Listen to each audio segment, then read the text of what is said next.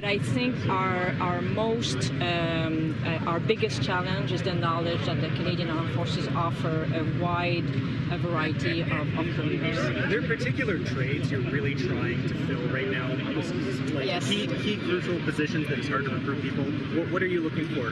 Many of them are in the technical trades that many private industries also required. So signal operator, which is cyber, transmission, electronics, maritime technicians are some of the examples where we are offering bonuses to attract people to join. Madame Carignan, à quel point c'est difficile en ce moment dans les forces armées, étant donné le manque de personnel? Qu'est-ce que ça représente comme défi et à quel point, au niveau opérationnel, c'est compliqué? Alors, ce que ça demande, c'est des décisions sur les priorités puis la séquence des choses qu'on doit faire. Donc, par exemple, quand on répond à des opérations nationales, on doit laisser tomber certaines choses pour pouvoir répondre aux feux de forêt. Donc, on maintient toujours une capacité en réserve, prête à répondre, mais quand on a besoin d'amener plus de gens, à ce moment-là, il y a certaines missions qui doivent attendre en attendant qu'on puisse répondre.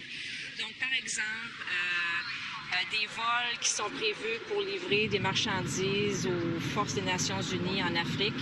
Des fois, on redirige ces appareils-là vers d'autres priorités qui sont plus exigeantes, puis souvent, c'est ce qu'on doit faire. Donc, c'est des compromis, c'est réaligner des priorités, c'est séquencer, donc c'est ce qu'on doit faire. Ça veut dire quoi par rapport à l'efficacité des forces canadiennes puis à leur capacité? En fait, l'efficacité, l'effet reste le même. Hein? Donc, les missions qu'on nous confie, on s'assure qu'on est en mesure de les exécuter à bien. Donc, au niveau des effets et du niveau de préparation, c'est certain que ça reste à 100%. There's been a spike in 2024 in hateful conduct incidents in the forces tracked in the internal tracking system. What do you think that is, and what do you think is contributing to that based on what you're looking at, and what still needs to change? So one thing that is for sure is that there is no room in the Canadian Armed Forces for extremism or hateful conduct. So that is absolutely clear.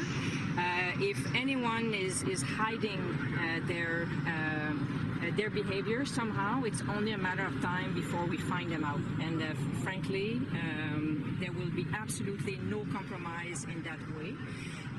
How do we explain this? It's hard to explain the exact why, but what is important to me and to us as a force, and again, creating a culture where people are welcome, especially when we are recruiting from all horizons within Canada. So that's the response to that is important. What the spike in incidents for us is important because it means that people are reporting and we can actually do something about it once we know about it. 21 people have been kicked out over the past 5 years for hateful conduct. So there may be different penalties and a one-strike policy for some of these. So the policies are very clear at this time, and again, as the Prime Minister explained, it's about due process and ensuring that we've got the proper information before we make difficult decisions for people's careers. But this is also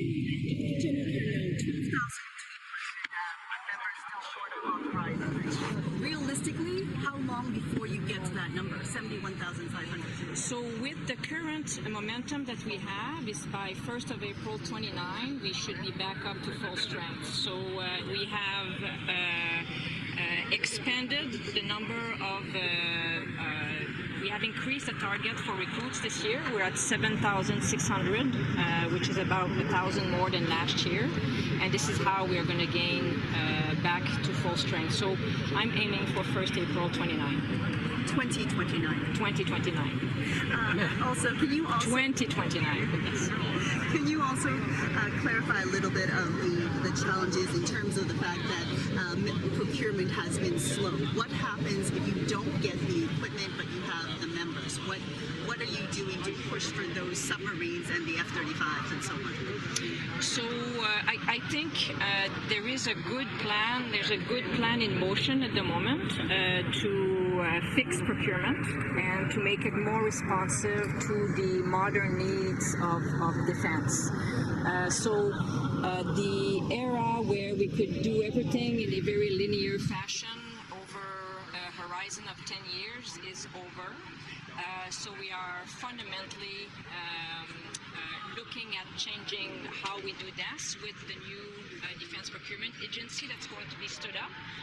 So it is about, again, ensuring that we go with procurement, with getting equipment faster, but at the same time with the ability to consistently modernize the equipment. Why is it important, part of this is having increased incentives or bonuses for people who are serving in Canada when they're serving to address wildfires or in the Arctic or certain situations like that? Why is that necessary? So we changed the methodology for this because we realized with the allowance that we had set up, I think in 2007, people who were actually deploying were not necessarily paid for that work.